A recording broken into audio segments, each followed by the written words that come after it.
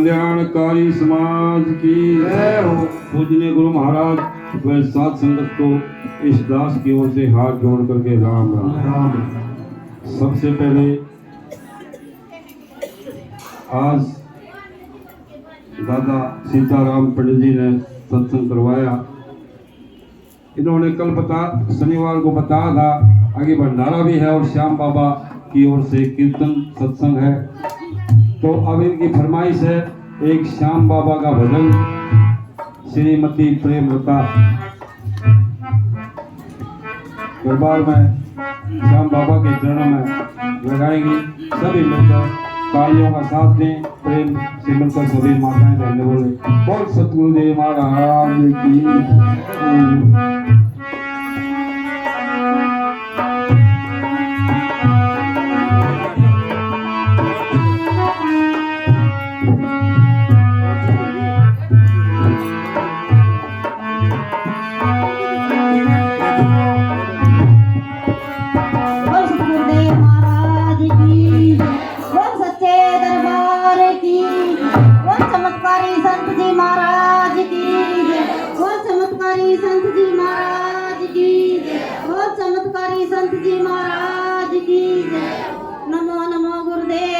Bye.